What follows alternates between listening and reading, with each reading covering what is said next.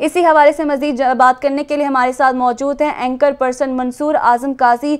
जी मंसूर, आप इस तमाम तर सूरत हाल को किस तरह देखते हैं? जी थैंक यू वेरी मच। सूरत हाल पे जी पूरा मुल्क देख रहा है। It's a share mismanagement on behalf of the government. देखिए, मैं आज की बात नहीं कर रहा, मैं बात करूंगा जब से ये स्टार्ट हुआ है। पहले एजाज शाह साहब और नूरुल हक काजी साहब ने एग्रीमेंट किया, वो एग्रीमेंट किया जिसको आज कोई ओनरशिप ही नहीं हम देखते किसी किस्म की।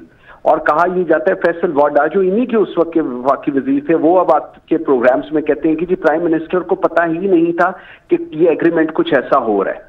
अब आप मुझे बताएं कि अगर इंटीरियर मिनिस्टर और रिलीजियस अफेयर्स के फेडरल मिनिस्टर्स आकर एक एग्रीमेंट करते हैं और उसके बाद में उसी काबीना के लोग कहते हैं कि जी हमें पता ही नहीं कि ये प्राइम मिनिस्टर को पता ही नहीं था, तो फिर ये किस किस्म की बात हो रही है? Number one. Number two, Sheikh Rashid साहब रोजाना हमें कहते हैं कि डायलॉग हो रहा है। उस डायलॉग के अंदर इन्होंने पुलिस के जवान भी शहीद करा दिए, उस डायलॉग के अंदर इन्होंने जख्मी भी करा दिए, इस डायलॉग के अंदर उन्होंने पता नहीं क्या कुछ किया, लेकिन वो कहते हैं जी डायलॉग हो रहा है। दूसरी तरफ हम देखते हैं कि इमरान खान साहब हो गए या चौधरी साहब हो गए, फवाद चौधरी साहब, वो कहते हैं जी हम आनी हाथों से इनसे निपटेंगे। आपने उसको पहले कलदम तंजीम किया, उसके बाद अब आपने मिलिटेंट ग्रुप उसको अनाउंस कर दिया है, और अब आप कह रहे हैं आपने रेंजर्स बुला ली है 60 दिनों के लिए। इस सारे से हम लोग क्या समझे, एक आम शहरी क्या समझे कि ना मेरे इंटीरियर मिनिस्टर को कुछ पता है, ना मेरे वजीर आला को कुछ पता है, ना किसी और को वफाकी हुकूमत में पता है कि हमने करने क्या है, क्योंकि एक के बाद एक मुतजाद बयानात सामने आ रहे हैं और पूरा मीडिया इस पे चीख रहा है। आपने उनको किस तरह मैनेज करना है, एक पॉलिसी स्टेटमेंट आपको देनी पड़ेगी।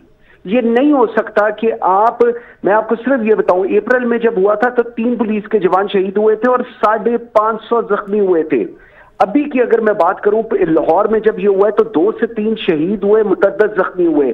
कल के दिन के अंदर 4 शहीद हुए, 263 जख्मी हुए। आपने बाकियों की जान है, बाकी ये पुलिस वालों की जिंदगी नहीं होती। जितनी इस वक्त गुस्सा हमारे इंस्टीट्यूशंस के अंदर है, पुलिस के अंदर है, सिर्फ इसलिए कि आप हमें उनके सामने खड़ा कर रहे हैं और हमें आप कह रहे हैं कि जी मैक्सिमम आप आंसू गैस चलाएं, और दूसरी तरफ से क्लाशनकोफियां आ रही हैं और वो हम पे डायरेक्ट फायरिंग कर रहे हैं, तो आपने हमें कुर्बानी के लिए रखा हुआ है।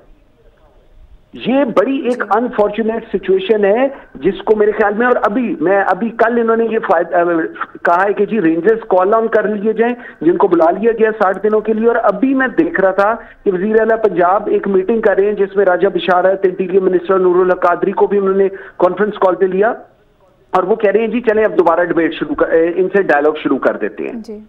सो आप शहीद करने के लिए आपके पास एक फोर्स है जिसके जवान आप शहीद कराएंगे, और उसके बाद आप कहेंगे जी हम डायलॉग करेंगे, फिर आपका ऐसा एक एग्रीमेंट होगा जिसकी ओनरशिप खुद वफाकी हुकूमत ही लेगी। अगर आप एक चीज हुकूमत है, अगर आप एक चीज को नहीं कंप्लाई करा सकते तो आप किस कैपेसिटी में जाके उनके साथ ये बात करते हैं? अगर आपको आज ये चीज समझनी पड़ेगी कि आपने या तो हुकूमत की रेट को रखना है या आपने एक बनाना रिपब्लिक बनना है। अगर आप हुकूमत की रेट नहीं रख सकते तो आपको एक्चुअली में स्टेप डाउन कर देना चाहिए, और आपको उन लोगों को हुकूमत देनी चाहिए जो एटलीस्ट किसी चीज को लेकर चल सके। लेकिन this is not the way कि आपने पिछले 3 दिनों के अंदर शहीद कराए जवान, जख्मी कराए, जिसके अंदर से कोई 18 से 20 बहुत सीरियस है। उसके बाद अवाम की जिंदगी अजाब में पड़ गई है। पूरा जीटी रोड आप लोगों ने बंद कराया हुआ है। अवाम की जिंदगी जो है वो इस वक्त अजाब में है और इस वक्त